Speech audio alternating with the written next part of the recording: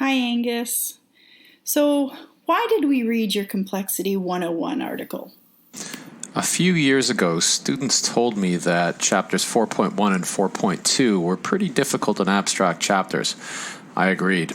So I decided to move my Complexity 101 article up as an entree to complexity before moving on to Moment 4 on systematic sustainability education, which is of course shaped greatly by complexity, science, and ecological approaches to learning and knowing.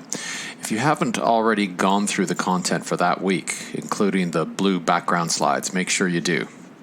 Okay, so what are you going to focus on this week? I won't review everything in those chapters because I covered a lot of big ideas last week. What I will try to do is provide a brief introduction to how we got there and then go into more depth on a few of the key ideas from this week's reading that I didn't talk about last week, including transphenomenality in research. Before you do that, could I ask you to remind me what we've covered so far in this course, both in previous moments and then how Moment 4 fits in? Sure, good idea. We have now moved through 4 general ways of approaching learning, knowing, and education. The first moment, standardized education, explains these issues in terms of objectivity, external evidence, facts, and skills. The second moment, authentic education, focused more on how diverse individuals actually make sense of the world and how their understandings are inevitably subjective. The third moment, democratic citizenship education, focused more on the intersubjective or collective processes, how they shape our thinking, as well as how we can participate in these processes to make things more equitable. Now we have arrived at systematic sustainability education, at least that's what the authors call it, which agrees with the previous 2 moments, but adds that we need to also consider the more than human/cultural world, including biology, ecology, and the artifacts we use. Davis refers to this latter approach as transphenomenal, meaning that multiple levels and systems need to be taken into account when we talk about education, not just human ones, everything from cells to societies and beyond. Where are we now, though?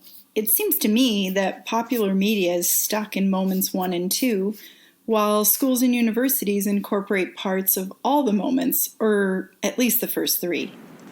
It's important to note that all 4 of these approaches coexist in today's world.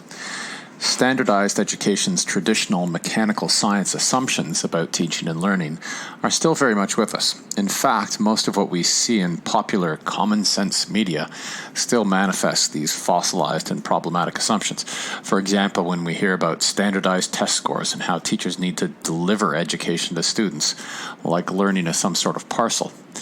Authentic education has taken root in classroom practices, as teachers work, often very hard, to tailor their lessons to the diverse capacities of their students, for example, through differentiated instruction and evaluation.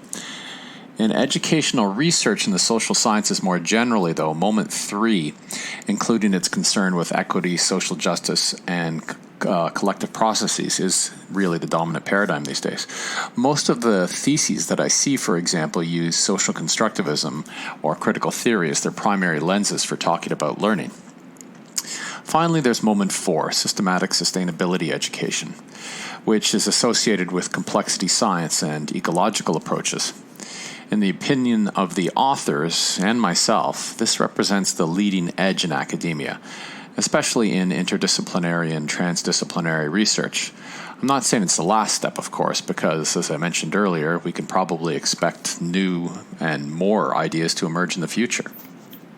Have you seen more complex and ecological approaches in your work in academia? Yes, it's becoming more common. In fact, almost every week I hear about some new research that's taking a complex, multi-level or ecological approach to understanding phenomena. One example is bullying, which is now often studied in terms of biological factors, neurology, personal experiences, family context, peer interaction, school culture, economic realities, cultural norms, and environmental chemicals. A similar approach could be taken to other complex issues that we are dealing with as a society.